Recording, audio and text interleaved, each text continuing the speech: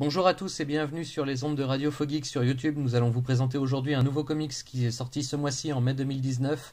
C'est The Cyber Spectre tome 1, Terra Hantée chez Allion Comics. Alors pour l'histoire, New Camden en l'an 2246, la société est presque totalement informatisée et le système judiciaire ne commet plus d'erreurs, du moins en apparence. Il est devenu aussi aisé pour les agents de prélever la mémoire d'un individu que de contrôler son identité. L'organisation qui contrôle les agents tels que notre héroïne, Kiri Minkowski, et son partenaire, Jobin Late, sait tout sur tout le monde et ne laisse fuiter aucune information si ce n'est pas nécessaire.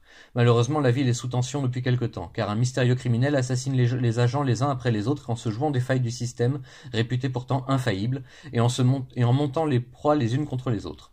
Après le meurtre de son collègue, Kiri est recherché pour une extraction mémorielle qui pourrait apprendre aux hauts responsables quelques éléments importants du dossier au détriment de la vie du sujet. Alors qu'elle est en fuite, et que les troupes spéciales sont à ses trousses, Kiri trouve de l'aide en la personne inattendue du mystérieux 01, qui lui intime de le suivre si elle veut survivre aux prochaines heures. Réfugiés dans un bordel, nos héros se regroupent en petits comités de résistants qui tentent eux aussi de démasquer le tueur, ainsi que de faire éclater au grand jour les failles du système. Cernés et traqués de toutes parts, ils ne savent plus à qui se fier ni à l'extérieur. Kiri pourrait bien jouer sa vie tout entière sur un coup du sort, et si elle n'y prend pas garde, elle pourrait elle aussi figurer sur le tableau de chasse du meurtrier fantôme. Voici donc pour la première parution que je lis de chez Allion Comics, le label indépendant de Thomas Rivière, Original Comics et Allion Comics donc, et je suis loin d'être déçu. Les dessins sont magnifiques, signés Randy Green qui renoue avec sa grande époque de Tomb Raider, et Ale Garza en grande forme lui aussi.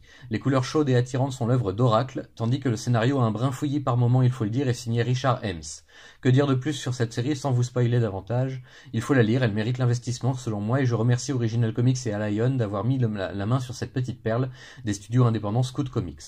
Pour son lancement, nos amis éditeurs ont mis le paquet et nous servent une édition au top sur du papier de très bonne qualité, épais, et qui met bien en valeur les couleurs et non pas une ni deux, mais bien 3 couvertures différentes suivant votre préférence. Celle que j'ai retenue pour moi-même est dessinée exclusivement pour Original Comics par le très brillant Joe Benitez en personne, limitée à 150 exemplaires d'ores et déjà totalement épuisés. Consolez-vous, il reste encore la couverture principale et celle collector, mais dépêchez-vous car quelque chose me dit que celle-ci également sera rapidement en rupture.